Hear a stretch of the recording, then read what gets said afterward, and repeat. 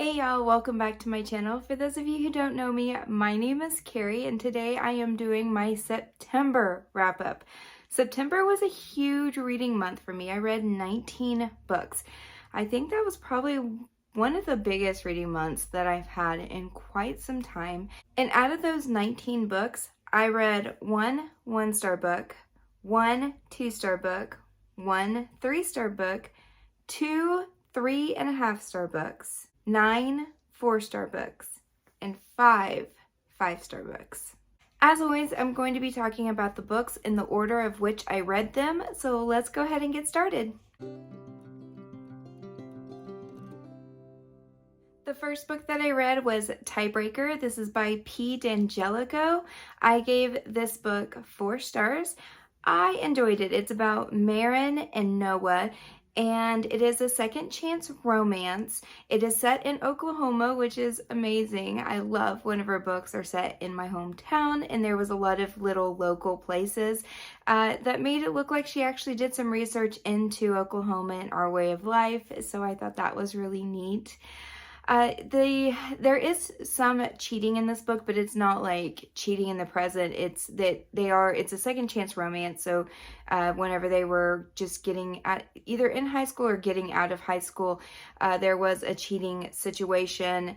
And I didn't really love that part, which is why I knocked it down to 4 stars. Otherwise, I totally loved this book. It is about a girl who is a professional tennis player, and she is injured. She's coming back to Oklahoma. I think her grandfather has just passed away or something. Something major happened in her life, and now she's coming home, and she has to run in to the guy who just totally smashed her heart, and she does not want anything to do with him, doesn't want to see him, doesn't want to talk to him, and he keeps showing up because he worked for her grandfather. He basically was by her grandfather's side the whole time, and she cannot believe that her grandfather would befriend somebody who broke her heart in the way that he did. It is a really, really neat story. I enjoyed it. There's not much I can say other than that. I love Peter D'Angelico's writing. It's just super easy to get through. Her characters always seem so realistic and lively. And I adore this author. I adore her work. And I will read anything that she writes. The next book I have to talk about is going to be The Maidens. This is by Alex Michaelides. This is a thriller, and it is set in college. It is in London, and I enjoyed this one. I actually like this one better than I did The Silent Patient. Once again, I did not see his twist coming at the end. He always has this like one really big twist reveal that you don't see coming. I was really shocked and blown away by this ending, and this whole story is quite interesting. It is about a girl who is a psychologist. He must really like psychologists because that's like his main protagonist, like always is like a psychologist. But anyway, it's about a psychologist who just lost her husband, and now her niece, I believe it is calling her and saying that her best friend was murdered on campus. And so she goes there thinking maybe she can help her niece and her friends. And it turns into a murder mystery plot line. And there's all kinds of twists and turns that you'll never see coming. I enjoyed it. I gave it 4 stars. Like I said, I did like this one better than The Silent Patient. The next book I read because it is so hyped, and that is going to be Finley Donovan is Killing It. And the hype was pretty real in this case. I gave it 4 stars as well. This book was funny, but I will say that I DNF'd it for just a short little bit of time because I was thinking that this book was going to be like just full of humor and like whatever, but like the first couple of chapters were hard for me to get through, especially if you don't like cheating. So it is about Finley, who is in the midst of going through a divorce. Her husband cheated on her, and now she's taking care of 2 children by herself. She is an author, and her books are due, and she's not having any kind of creative writing, and she's struggling to pay the bills. Like, she's going through a very rough patch, and it's very hard to get through the first couple of chapters. But after that, the book really picks up, and it's really intriguing. It is about, she's with her, I I think it's her publisher at a Panera Bread, and somebody overhears them talking about the plot of her book, thinking that she's actually like a murder for hire person, and they offer to pay her to kill someone. And the story just kind of takes off from there. Is it realistic? No. Was it funny? Absolutely. It was funny. It was unique. It was interesting, and it was very fast-paced and very easy to get through. I listened to this on audiobook, and I just highly suggest it. I had a fun time reading this, and that ending was superb, and I cannot wait for the next book in this series. Yeah, go out and read this. It's worth the hype. The next book that I read is Lessons in Sin by Pam Godwin. This is not going to be for everyone. This is a priest schoolgirl romance. It's obviously very taboo. Student teacher, BDSM, big time. Like, this is a little bit into the hardcore BDSM, in my opinion. I loved it. I gave it 5 stars. Like, one of my favorite books. It's not quite as good as Priest, in my opinion, but it's right up there. If you are into that sort of taboo, say no more. You need to go read that book. The next book I read is The Accident Season. This is by Moira Fowley Doyle. And I gave this one 4 stars. It is a YA. It had some interesting characters. Basically, my manager at my job, Amazon, we talk about books all the time. She's into reading, I'm into reading, so we give each other recommendations. She's more into YA than like adult, but she really likes thrillers and that kind of thing. So she gave me this as a recommendation, so I went ahead and read it so I could talk to her about it. And I really enjoyed it. It was about a season in time that's called the Accident Season, where basically it's kind of like a myth or a legend in this like town in Ireland where during this time like a whole bunch of people will get injured and hurt and possibly killed. Children, adults, it doesn't matter. It like from one certain area to another, people have died. It's kind of like a whole situation. Anyway, it was definitely intriguing. I loved the audiobook because Irish accent, so good. It did have a little bit of taboo forbidden love in it with like a stepbrother, stepsister trope for a YA. I was a little intrigued by that. I thought that was neat. I enjoyed it overall. It did have really good meaning behind the story, and don't really want to give any of that away, but I enjoyed it. The next book that I read is The Damage. This one is by Caitlin Wahir. However you pronounce that name. This was hard for me to get through at times. It was a 4-star read. It was very good. But this deals with some very, very, very tough subjects. This is about a boy who is, well, he's not a boy. He's in college. But he is raped. He went off with this guy that he had an interest in. The guy was rough and ended up giving him some kind of drug, raped him. He wakes up the next day. It's a whole situation. And it's about his older brother who protects him. And it's about a whole family and the aftermath of a rape and how it can affect so many different people and so many different lives. And it follows a detective, and it follows like everybody's trying to figure out, one, who this guy is that did it, and how to stop him, and who's going to stop him, who's going to get to him in time to stop him. It's a whole situation, and it's really, really good. But once again, there's some scenes and there's some conversations in there that are very difficult to get through. So if that's not something that you like and or is a trigger for you, I would suggest skipping on this one, but it's a very good mystery. The next book that I read is Bait. This is by Jade West. I gave this book 3 stars, and I have learned that this author's writing style is just not for me. I don't think I'll ever read another book by this author.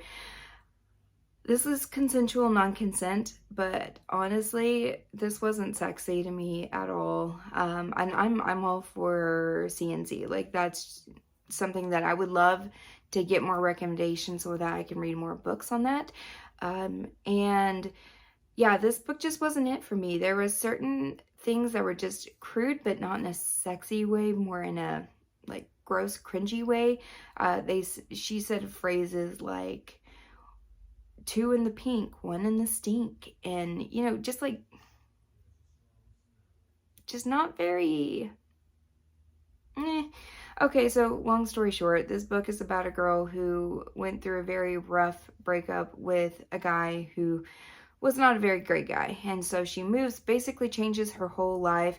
It wasn't just a breakup. She went through a miscarriage, so there is trigger warnings for that.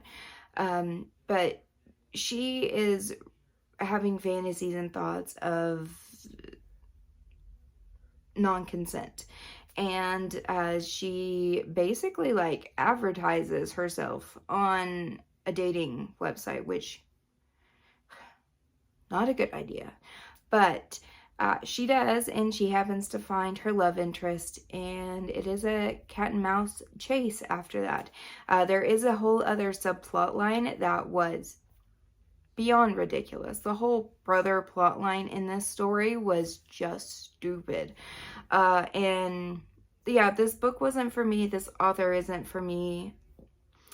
I've tried, I've given her multiple attempts, and we're just not vibing together. It's okay. Like, there's lots of people that love her, and I'm so happy that if you do, it's just a me thing. The next 5 books that I am going to talk about are all part of the same series. It's like a small group of like novella type books that probably could have been made into like 2 books or something, like a duet. But I really like how she did it because they were so easy to get through that you felt like you were reading book after book after book, which you kind of were, but it's like more like reading novella after novella after novella. That's going to be the Mindfuck series by S.T. Abbey. I recently heard that she passed away, and that breaks my heart because her writing and her books are fucking superb. And I'm heartbroken, obviously, for her family, but as for us readers, like, that's just heartbreaking that we don't get more of this writing because it is so good. So this is about, okay, if you like Criminal Minds, if you're into Criminal Minds, this is kind of like if Hodge, which is like the main FBI, like he's the boss. If he was hot, like super hot, if he fell in love with a serial killer and didn't know it, that's the plot of this book. So fantastic. It is so fantastic. It is so good. Okay, so I'm going to go into it a little bit in more detail, not much, but the first book is The Risk, and so it's Logan and Lana are the names of the characters, serial killer, FBI agent. This book, it's book crack. Like, it is so easy to get through. It's so fantastic. It is so intense and just sexy, super sexy. So it starts out with Lana, who is at a coffee shop. She is just like out doing her own thing by herself. This guy who's kind of arrogant comes up, tries to hit on her. She turns him down. And his friend is watching the whole time, and he's laughing because apparently nobody turns down this like playboy guy, but she does. And his friend like essentially pays because she turns down this dude. The guy who he's with pays for her drink and says thanks for the entertainment. That's kind of how it starts out. That's how they meet, and they start going from there. Lana has a really screwed up childhood and life. It's about this little small town, which is essentially a cult. The mayor of that town basically owns everything. He owns the TV stations. It's like a straight up cult. Like, there's the church. He is the head honcho. He owns almost everything in that town, and he, like, what he says goes. And there was a really, really bad situation that happened to her and her brother, and it's caused her to become a serial killer. She has a full-on hit list and is going down that list, and the whole time she's falling in love with this guy who is chasing after her. And he doesn't know it. He has no idea that she's the serial killer that he's chasing. And it's like, what would you do whenever you find out, one, that she's the serial killer, and two, why she is a serial killer and why she's killing these guys? Oh my gosh. There are some plot holes. Not every book I gave 5 stars. The first one I gave 5 stars to. But then the first and second one I gave 5 stars to. The second I gave 4 stars, or the third I gave 4 stars. The fourth I gave 5 stars, and the fifth I gave 5 stars. So just about all 5 stars. But there were a couple of plot holes and a couple of like little small inconsistencies and whatnot, but it was so easy to overlook because the series was just that good. So if that even sounds at all intriguing to you, I do suggest reading that series. It is really good. So, in my last month's wrap-up, I mentioned reading Local Woman Missing by Mary Kubica. It was the first time I'd read that author, and I loved it. And so I wanted to read another book by the author to see if I still liked her writing just as much with other books. So I read The Other Misses. And I loved this book as well. I did give it 4 stars. It wasn't perfect, but I really enjoyed it. It's about Sadie and Will, and essentially Will was caught cheating on Sadie, and so they have decided to move to another town. His sister has passed away, so now he's left a house and he's left a niece that he has to take care of, and so they're moving. They have a young child themselves together. They're trying to keep their marriage together, and they move to this town where basically nobody knows them, and then these people start dying and things start happening, and it's like, what is going on? She ends up getting accused of the murders after a while, and it is plot twist after plot twist. I haven't read a book exactly like this before. In fact, it was the very first book that I read with this specific. There is I wouldn't say it's a mental disorder, but there's something about this book, about one of the characters in this book. That's all I'm going to say. And I've never read anything like it, and I loved that twist. I loved the storyline. It was fantastic. 4 stars.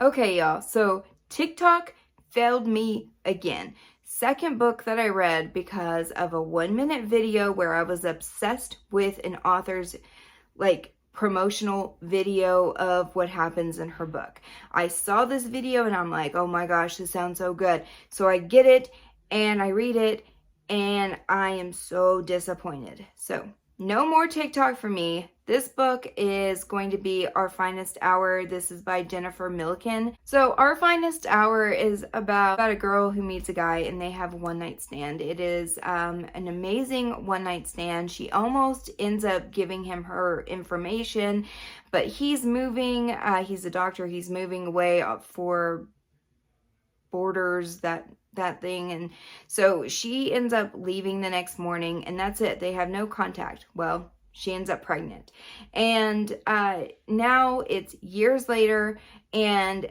the way that the TikTok made it out to be was like he is the only chance for their child survival kind of situation. That's not how this book went at all. So first of all, it's fade to black. Ain't nobody tell me this book was fade to black. Second of all, it is a broken arm. It's a broken arm. He's not the only one who could save this child's life. It's a broken arm. Anyway, I was disappointed.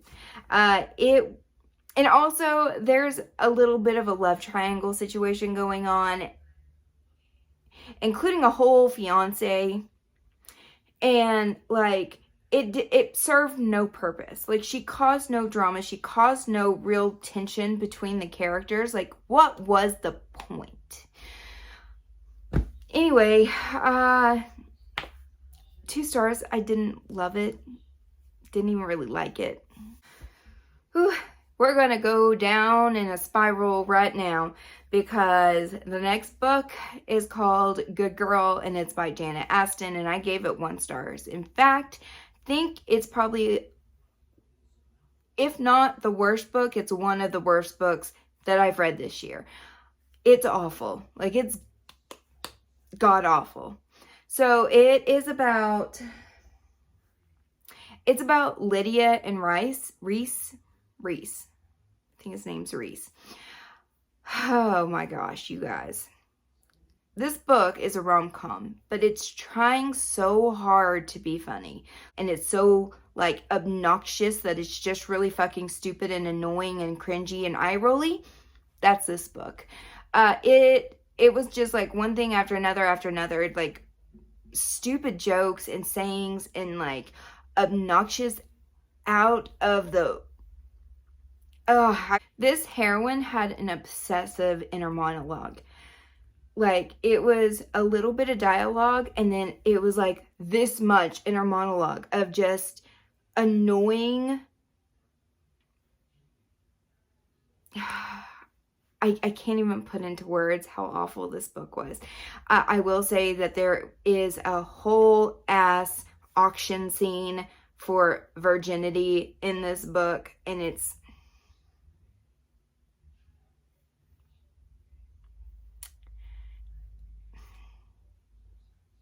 I'm lost for words.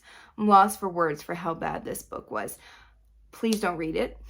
That's all I can say. Like, read it at your own risk. Read it at your own eyeball washing risk. The next book that I read is Hero. This is by Samantha Young, and I enjoyed this one. I gave it 3.5 stars. I'd recommend it. I enjoy the audiobook. I do think that it is a little long for what the book is. So essentially, it's about Alexa and Kane. Alexa is a model, or no, she's a photographer's assistant or something.